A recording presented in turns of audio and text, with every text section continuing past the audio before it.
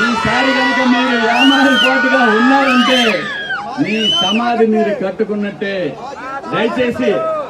దయచేసి దీన్ని ఒక 9వ వింతగా ఆంధ్రప్రదేశ్ బిడ్డల భవిష్యత్తుని సమాధి చేశారని చెప్పి నవరత్నాలు ఎలాగైతే అన్నాడో అలాగే ఒక 9వ వింతగా ఈ ఆంధ్రప్రదేశ్ రాష్ట్రాన్ని ప్రపంచం చూడాల్సి ఉంటుంది. దయచేసి అన్ని సమాధులు మనకొద్దు, ఆ వింత మనకొద్దు. మీరందరూ కూడా 13వ తారీఖు నాడు పొద్దున్న 6 గంటలకు లైన్ లో నిలబడితే దీని అవ్వ నైట్ 12 దాకా కూడా ఓట్లు గుద్దుతూనే ఉండాలా, కూటమి అభ్యర్థిని గెలిపించాలా. మన పుల్లారావు గారిని అసెంబ్లీలో, శ్రీకృష్ణదేవరాయలు గారిని పార్లమెంట్ లో మనం చూడాలా. వీళ్ళ వాణి శాసనసభలో పార్లమెంట్ లో వినాలా. మన ప్రాంతం గురించి, మన అభివృద్ధి గురించి మాట్లాడాలా. పుల్లారావు గారు జూన్ 9వ తారీఖు నాడు మంత్రిగా ప్రమాణ స్వీకారం చేయాలా. అదే రోజు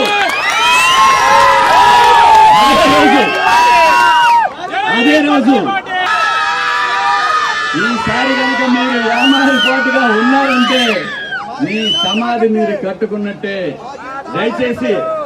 దయచేసి దీన్ని ఒక 9వ వింతగా ఆంధ్రప్రదేశ్ బిడ్డల భవిష్యత్తుని సమాధి చేశారని చెప్పి నవరత్నాలు ఎలాగైతే అన్నాడో అలాగే ఒక 9వ వింతగా ఈ ఆంధ్రప్రదేశ్ రాష్ట్రాన్ని ప్రపంచం చూడాల్సి ఉంటుంది. దయచేసి అన్ని సమాధులు మనకొద్దు, ఆ వింత మనకొద్దు. మీరందరూ కూడా 13వ తారీఖు నాడు పొద్దున్న 6 గంటలకు లైన్ లో నిలబడితే దీని అవ్వ నైట్ 12 దాకా కూడా ఓట్లు గుద్దుతూనే ఉండాలా, కూటమి అభ్యర్థిని గెలిపించాలా. మన పుల్లారావు గారిని అసెంబ్లీలో, శ్రీకృష్ణదేవరాయలు గారిని పార్లమెంట్ లో మనం చూడాలా. వీళ్ళ వాణి శాసనసభలో పార్లమెంట్ లో వినాలా.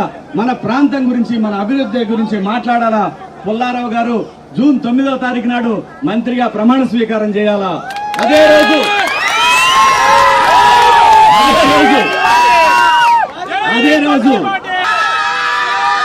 ఈసారి కనుక మీరు యామారి కోటగా ఉన్నారంటే మీ సమాధి మీరు కట్టుకున్నట్టే. దయచేసి దీన్ని ఒక 9వ వింతగా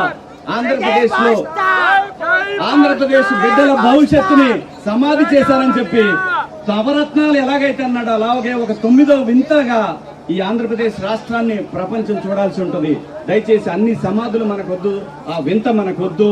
మీరందరూ కూడా 13వ తారీఖు నాడు పొద్దున్న 6 గంటలకు లైన్ లో నిలబడితే దీని అవ్వ నైట్ 12 దాకా కూడా ఓట్లు గుద్దుతూనే ఉండాలా, కూటమి అభ్యర్థిని గెలిపించాలా.